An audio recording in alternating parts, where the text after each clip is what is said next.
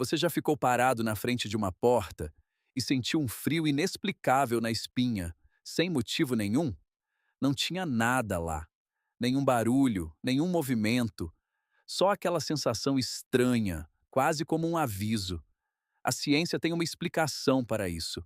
Mas hoje não vamos falar sobre esse tipo de susto cotidiano. Vamos falar dos lugares no mundo onde essa sensação, esse arrepio, está tão impregnada no ambiente que pesquisadores, jornalistas e até militares já recusaram entrar. São lugares que têm histórias, histórias que a maioria das pessoas conhece pela superfície, mas quando você entende o que realmente aconteceu lá dentro, muda completamente a forma como você vê esses locais. Quando falamos de lugares assustadores, a maioria pensa em castelos velhos, casas abandonadas, aquele visual gótico de filme de terror. Mas os lugares que vou mostrar vão além disso. Alguns têm explicações científicas perturbadoras.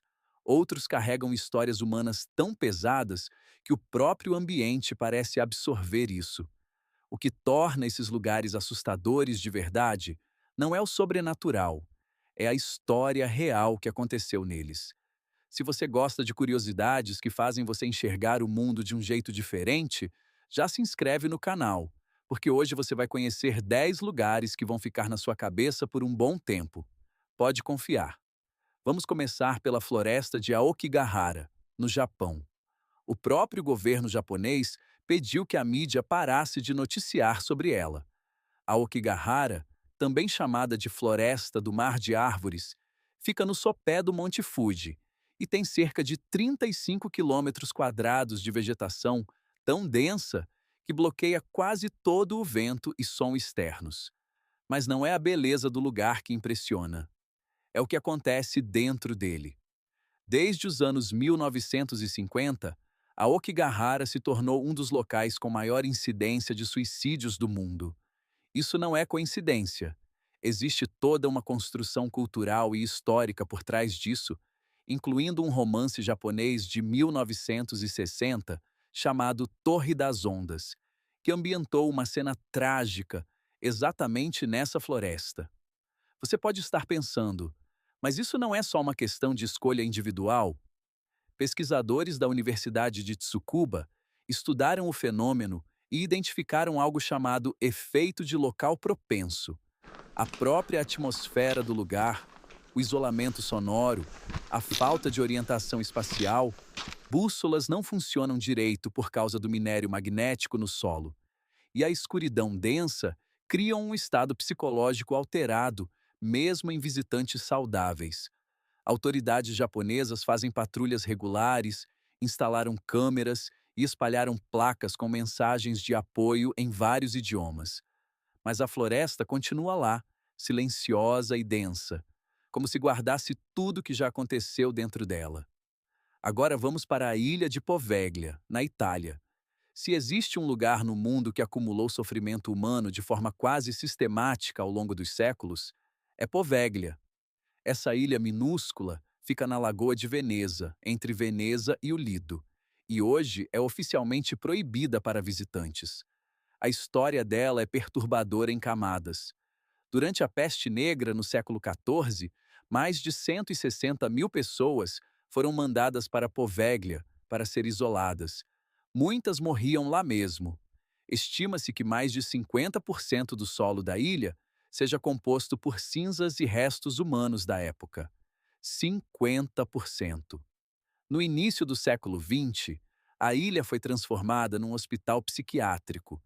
Registros históricos apontam que o médico responsável conduzia experimentos não autorizados em pacientes. Segundo relatos, ele teria enlouquecido e se jogado da torre do sino do hospital em 1930. Alguns relatos dizem que sobreviveu à queda, mas morreu pouco depois em circunstâncias não esclarecidas. O hospital foi fechado em 1968.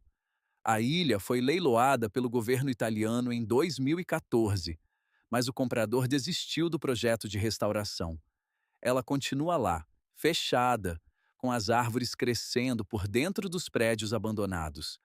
Na França, As catacumbas de Paris surgiram em 1786 para resolver um problema real.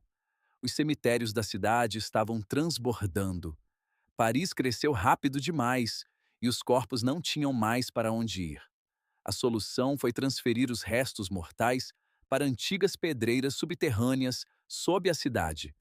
O resultado é um labirinto de 300 quilômetros de túneis, dos quais apenas 2 quilômetros são abertos ao público, onde estão os ossos de aproximadamente 6 milhões de pessoas. 6 milhões.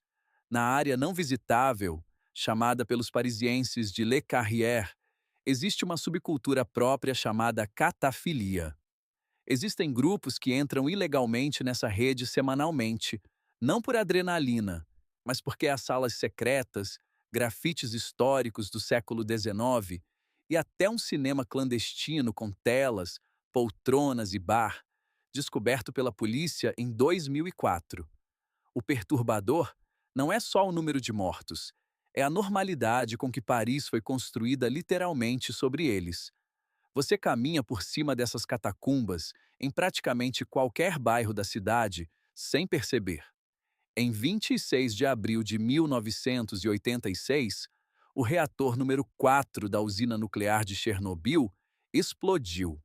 A cidade de Pripyat, construída para abrigar os trabalhadores da usina, tinha cerca de 50 mil habitantes. A evacuação não foi imediata. Por quase 36 horas, os moradores viveram normalmente, ou quase, enquanto o reator queimava a menos de 3 quilômetros dali. Crianças foram à escola naquela manhã, casamentos foram realizados, o parque de diversões foi preparado para a inauguração, marcada para 1º de maio. Ele nunca foi inaugurado. É justamente esse parque, com as gôndolas enferrujadas da roda gigante, paradas no mesmo ângulo desde 1986, que se tornou a imagem símbolo de Pripyat, uma cidade congelada no tempo, onde a normalidade foi interrompida abrupta e definitivamente. Hoje, Pripyat está dentro da zona de exclusão de Chernobyl, e o turismo controlado foi liberado. Pesquisadores da Universidade de Portsmouth mostraram que algumas partes da cidade têm radiação equivalente a uma radiografia de tórax. Outras partes ainda são inviáveis para permanência prolongada. O que permanece é um museu involuntário do colapso, com calendários ainda na parede, bonecas no chão e o parque de diversões que nunca funcionou. No México, a Ilha das Bonecas fica numa região de canais ao sul da cidade do México e foi habitada por décadas por um único homem, Dom Julián Santana Barrera. Nos anos 1950, Dom Julián encontrou uma menina afogada num dos canais e, incapaz de salvá-la, ficou assombrado pela culpa. Pouco depois, encontrou uma boneca flutuando na água e a pendurou numa árvore como um gesto de respeito à criança. Com o tempo, passou décadas colecionando e pendurando centenas de bonecas por toda a ilha, nas árvores, cercas e paredes. Hoje, a ilha recebe visitantes regularmente e os moradores ajudam a manter e expandir a coleção. As bonecas, muitas danificadas, com membros faltando e olhos de vidro sem foco, cobrem cada superfície da ilha. Em 2001, Dom Julián foi encontrado morto afogado no mesmo canal onde a menina morreu décadas antes. No mesmo ponto. Coincidência ou não, é um detalhe que os guias locais sempre mencionam. No Chipre, Varocha era o destino turístico mais badalado do Mediterrâneo, em 1974. Elizabeth Taylor e Brigitte Bardot ficaram hospedadas lá. Os hotéis eram modernos e a praia uma das mais bonitas da Europa. Em agosto de 1974, durante a invasão turca, os 39 mil moradores fugiram acreditando que voltariam em dias. Eles nunca voltaram. A ONU declarou a área inabitável e proibiu qualquer ação que não fosse a restituição aos moradores originais. A Turquia não concordou com os termos, e Varocha ficou abandonada. Por quase 50 anos, a cidade ficou atrás de arames farpados, com apartamentos com roupas nos cabides, carros de 1974 enferrujando e vitrines de lojas com mercadorias da época. A natureza cresceu por dentro dos prédios, com árvores brotando pelos andares. Em 2020, parte da área foi parcialmente reaberta, causando protestos internacionais. Mas a maior parte ainda está exatamente como em 1974.